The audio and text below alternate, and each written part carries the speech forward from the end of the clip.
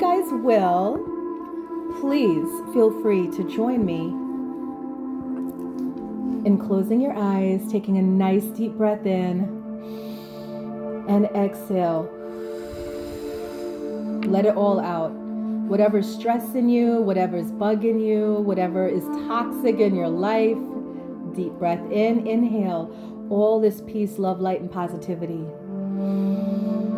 And exhale all your worries and concerns out. That's it. Welcome in, everybody. This is Uma's Lotus Lounge. It is a featured stream here on Meet Me. We're so blessed and happy to have you guys here. We're now moving into our meditation. So if you will, please close your eyes. Take a nice deep breath in. Exhale. Now bring your attention to your heart space. And just for 1 minute, you guys can give me this, 1 minute. I want you to think about all the things you are grateful for. And if you can't sit still just to think it in your mind, that's okay. There's moving meditation. Do you know that? There's moving meditation. What you can do is write it in the comments. Write all the things you are grateful for.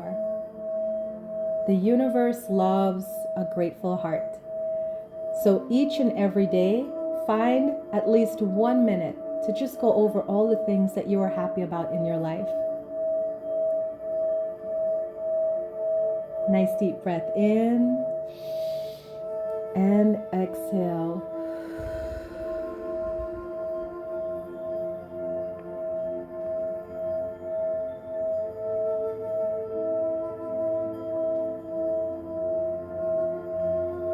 That's it. Write it all out. Get it out of you, all the things you are happy and grateful for. Because you know what you're doing? You're adding love energy to everything you write, everything you think right now. You're adding love energy and you're saying to the universe, take care of me. Bless me more in these areas of my life. I am grateful for what I have and I happily look forward to what comes next. All right? Nice deep breath in and exhale.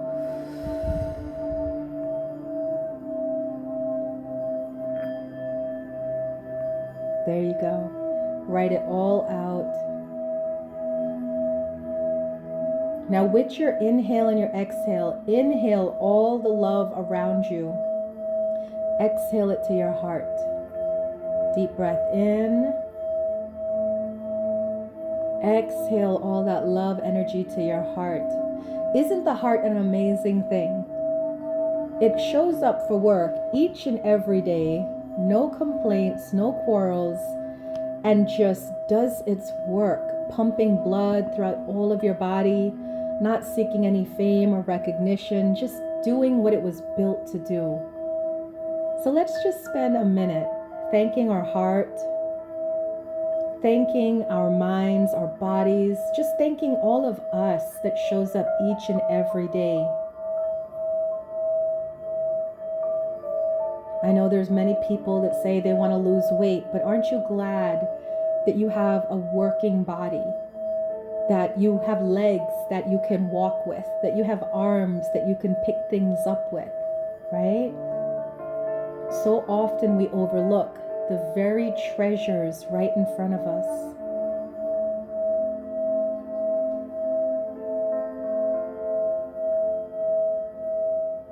Nice deep breath in and exhale.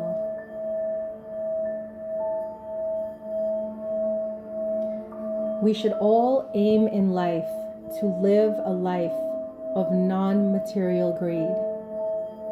When you live a life of just simplicity, a soulful life, of just being in tune with what really matters, all of life opens up to you. There's a story of a sage that lived in a cave, and he had a very old, tattered water jug. And he would spend days in meditation. And one day, the king of a nearby palace was hunting in those same grounds. And he was thirsty.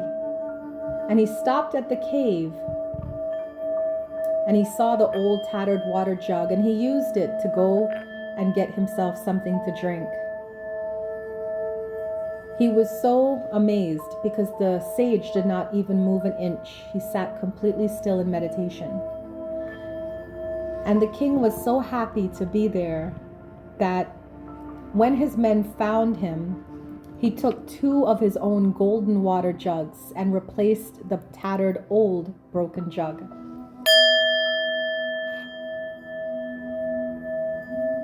The sage came out of meditation. The king had long left, and he found the 2 jugs and he used them as he could for water. Another day he was meditating, deep in meditation,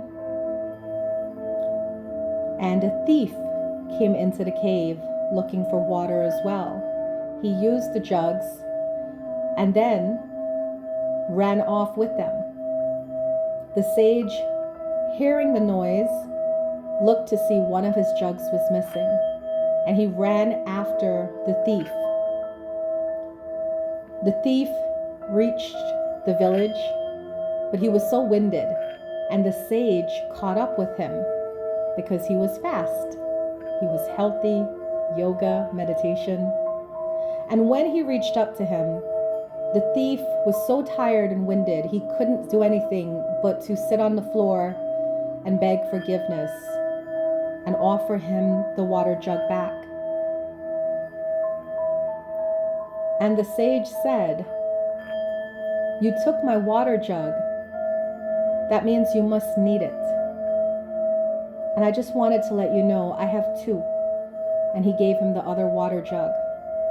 The thief felt shame in front of all the village people. But the sage felt free because he knew what was really important in life. It wasn't the material things. It was the care and consideration of someone else. So ask yourself this: are you living a life from a soulful place, or are you living for material gain? Which would you rather? You see, when you seek material gain in life, you can always be set up to be embarrassed or shamed in front of other people. But when you live a soulful life, there is nothing to be ashamed of. So repeat with me. Let's do our affirmations together. Repeat with me, write it down, institute the energy of these words in your life. I am worthy.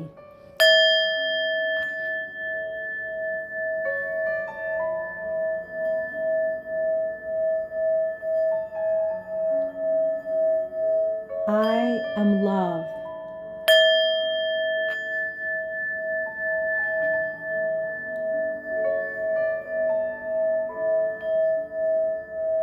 I am worthy.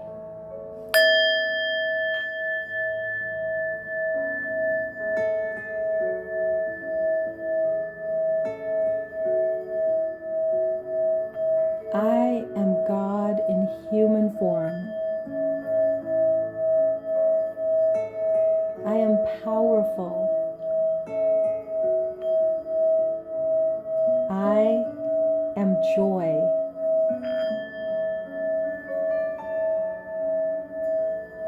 All of life comes to me with ease.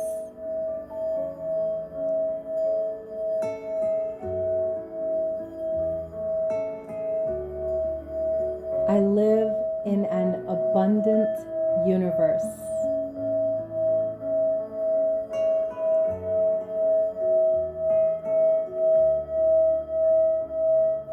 I manifest my greatest life through my choices.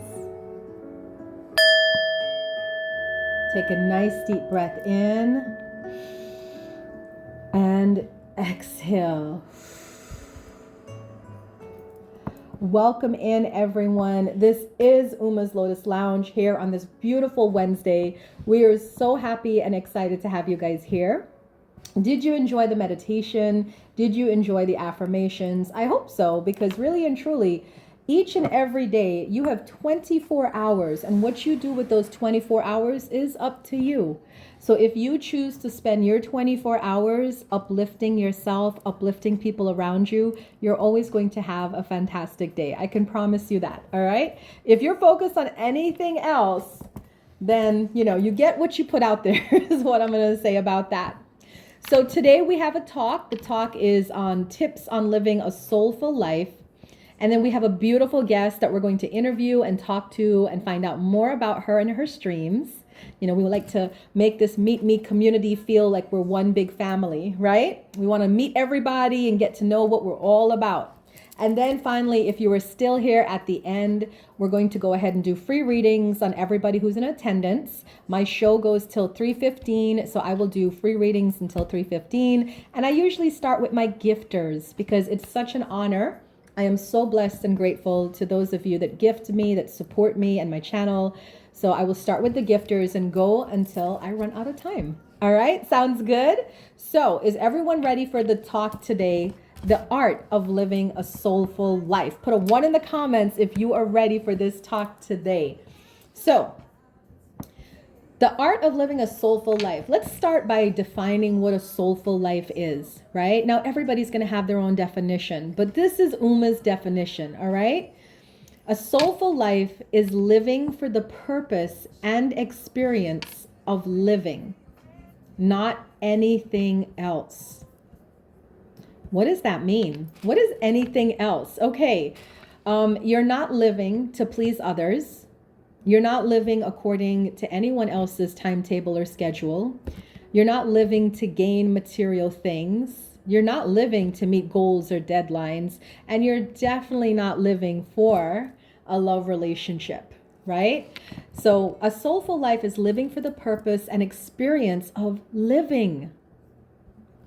When we live a soulful life, we remove those distractions and focus on the idea that we are a soul visiting this planet. We are here to learn.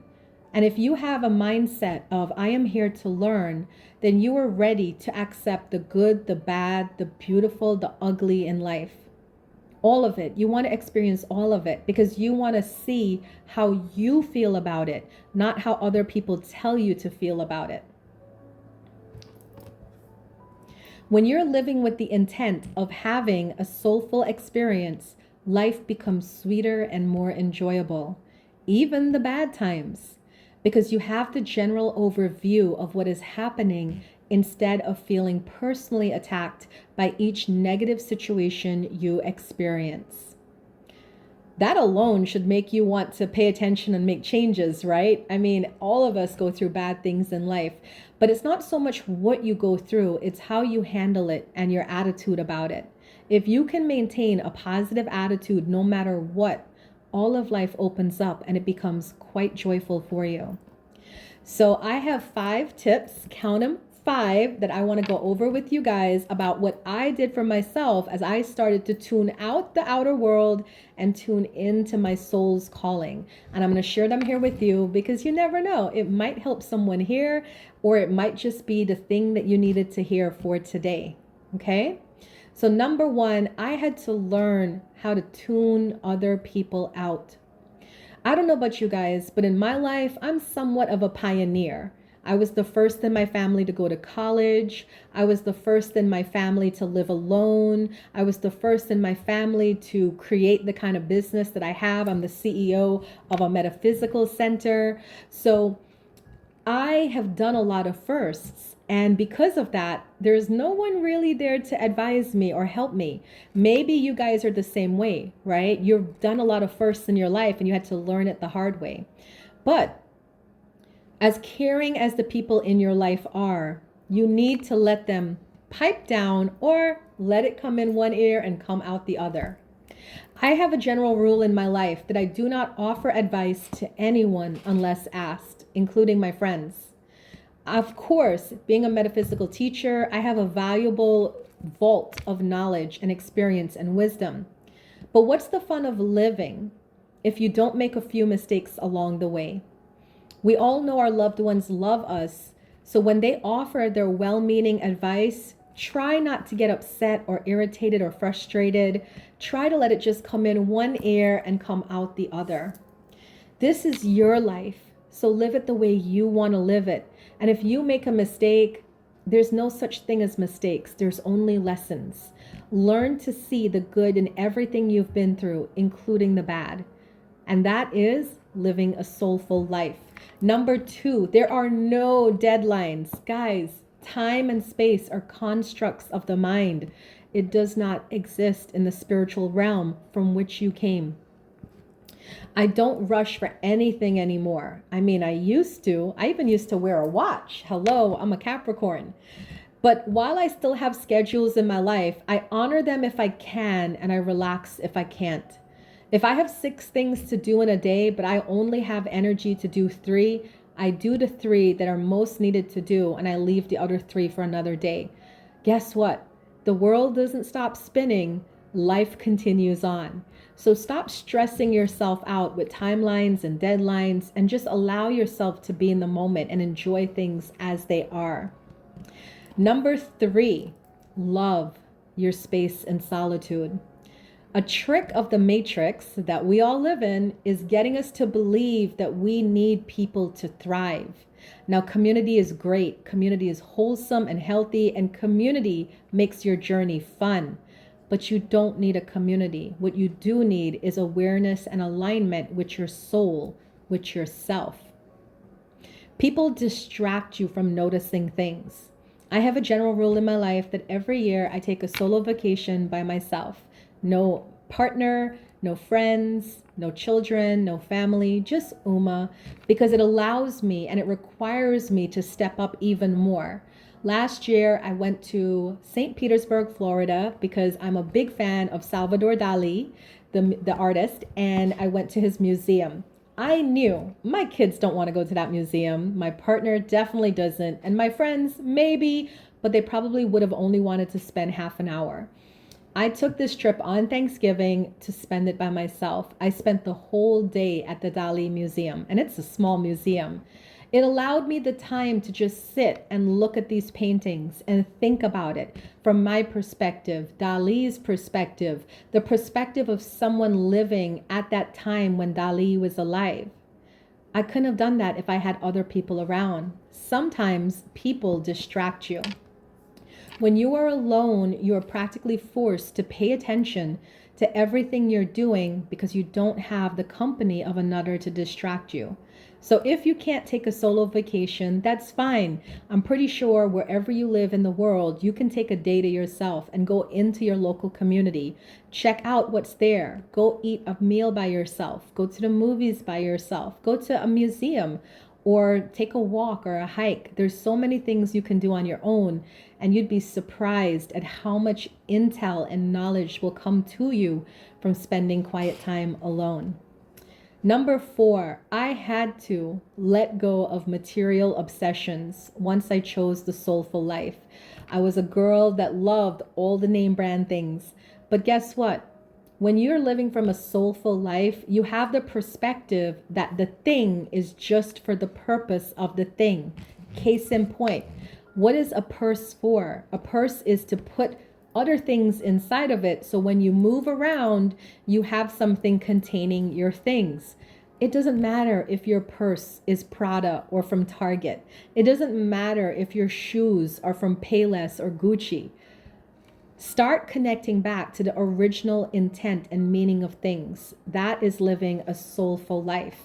Do I have name brand things? Absolutely I do. If it's on sale and it's within my budget and it's not going to hurt my heart or my bank account to buy it, I absolutely will. But can I tell you, as somebody who's a former sales associate from Ann Taylor, don't ever buy anything full price.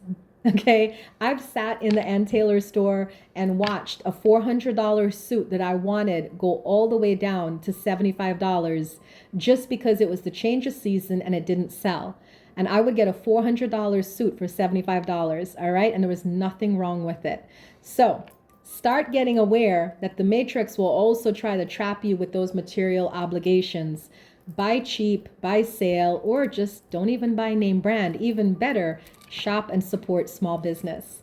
And finally, number 5, all the other 4 things I gave you were things not to do. Number 5 is a must if you want to live a soulful life.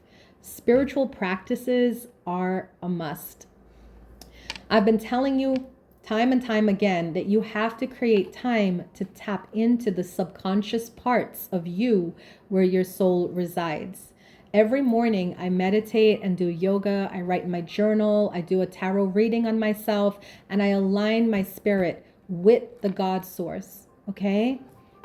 Why do I do that every morning? Because the world does not stop spinning for no one. So even though you are in a good space and you're calm, the world is still going on. Just today, I had a whole bunch of drama come up, but again, it happens, especially with it being Mercury retrograde, it's going to happen. However, when you have meditated for the morning, it allows you to just be calm and be in your energy and in your flow. You have your power with you. So when people bring things to your doorstep, you don't necessarily have to engage. A lot of times when we're engaging with people is because we are out of alignment. We are out of alignment and we want that energy to be reciprocated. But when you're in alignment, sometimes you ignore things or you don't even see it because you're so much in a good place. Wouldn't this be an amazing world if we all lived from a soulful place? I personally think there would be less wars, less negativity, less material obsessions focus, less desires to be or meet a celebrity. And I just generally believe there would be more focus on self-love, love with others, peace, joy, happiness, and contentment with what we already have. So this week, I challenge you to create changes in your life to start moving into a more soulful life experience. I guarantee you're going to be that much happier just by taking your attention away from certain things and certain people and by putting them on the things that really make you happy. All right, that is my talk on tips for living a soulful life. What do you guys think? Did you like that? I appreciate you guys. Thank you so much for listening in.